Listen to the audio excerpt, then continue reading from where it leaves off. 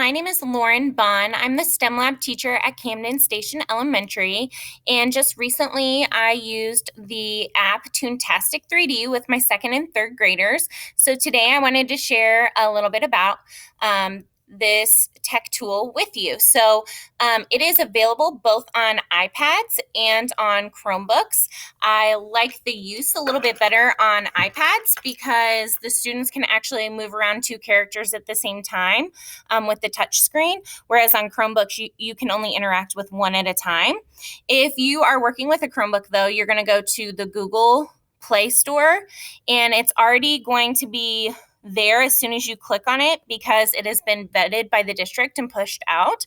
And the icon looks like this. You're just going to click install and then open.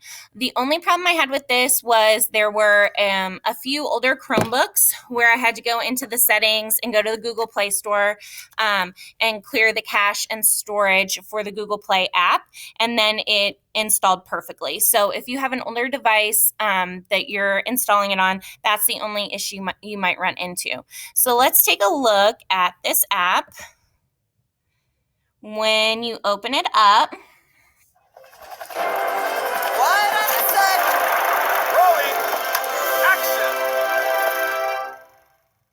it's pretty loud, so you need to make sure that your kids either have headphones on or they turn down the volume before they open it. That was very chaotic the first time we opened it. On this home screen, you can click this plus to start a new cartoon, or your saved ones will be over to the side. So we're going to click on a new one. And then you have the choice between a 3-part short story or a 5-part classic story or doing a science report. And I'm just going to click on 3-part for now. So this would be your classic beginning, middle, and end.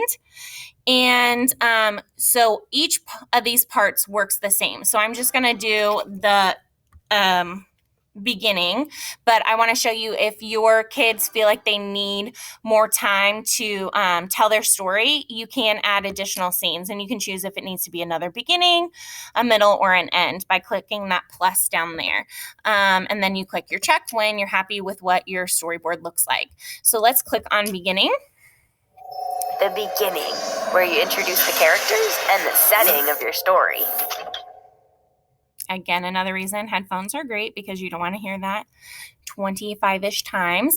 And then they have these really cool settings that you can choose from. And when you swipe over, it'll give you kind of a tour of what the whole setting looks like. And also there's interactives within them. So for example, in this one over here, there's a trap door that if you click on this gold piece, the trapdoor below will open. So to select a setting, you just click on it, and then you get to choose your characters, and you can choose from their characters, or you can draw your own. I'm going to go ahead and click one of these characters and then go to the paintbrush to show you the different options. I won't show you how to draw your own because it's pretty self-explanatory. It has these colors and you draw it. But if you choose one of their characters, you can actually go in and customize it by colors.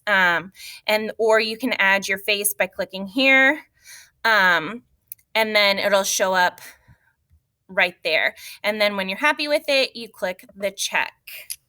And then you get to name it. So it keeps the original character, but you can make your own. I'm going to name him Joe. And then I can add him.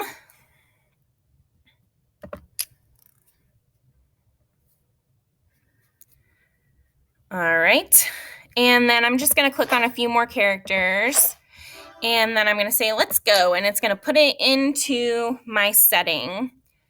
Now you want to place them, and as you can see, when you move them around, it has them walk. And if you want to start with one off the screen, it's going to show right here that they're over here. So when you're ready, you click on this and they can come over. So I'm going to start with this girl facing this way and my friend standing like that. Once you get to the setting, you can also experiment with them. If you click once on any of them, they have special things that they do. So if I click once on him, he's going to do his special thing. once on her. She has her special thing. Let's get this guy back. I click on him once, and he nods his head yes. But if you click and hold, it'll look like they're talking. So you can make it look like they're having a conversation.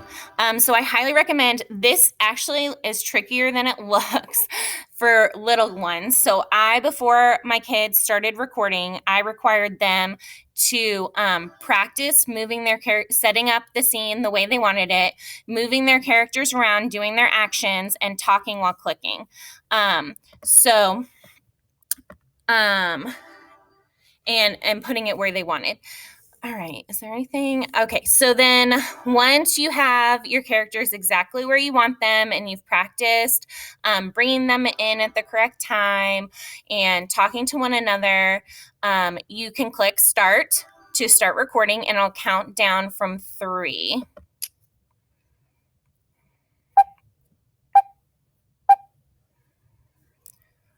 Halt! Who goes there?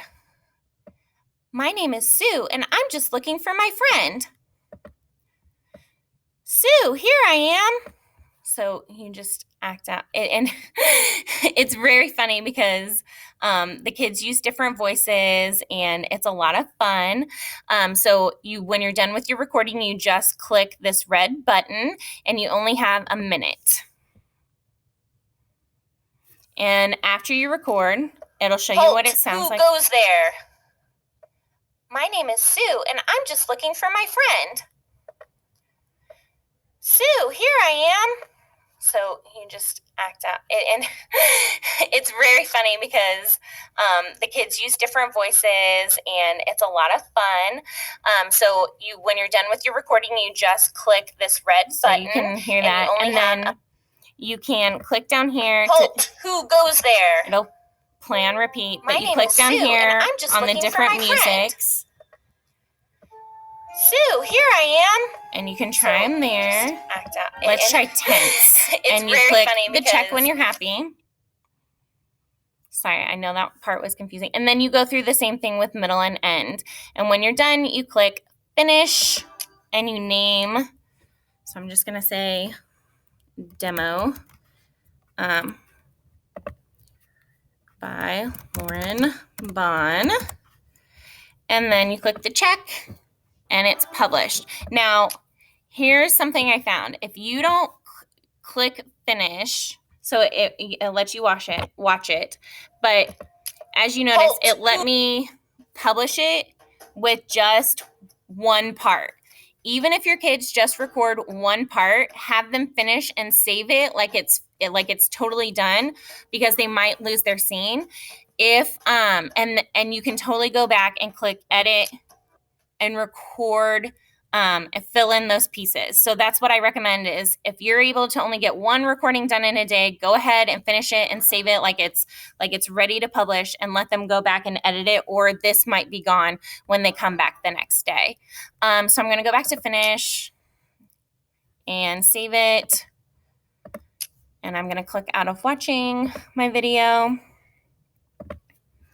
And then down here, you can click export, and it'll go to your photo library. And the way that I had my kids share it is we put it on Flipgrid. So I know this was a super fast explanation of Toontastic, but I hope that it was helpful and you can see the potential. There's a lot of super cool settings on here with lots of different parts. So you can start like the beginning in one section and the middle in another section, and it just makes it very cohesive. It gives them lots of options to be creative. I didn't show you the drawing. You can still draw your own setting, and you can draw your own characters, but those are pretty self-explanatory. I just wanted to show you the special features. I will tell you that there are not props, which upset some of my students. So if you want to use a prop, you have to go to the characters to create it, and then save it to the characters, and then they'll have something that they can use as a prop. So try it out and let me know if you have any questions. Thanks for joining me today.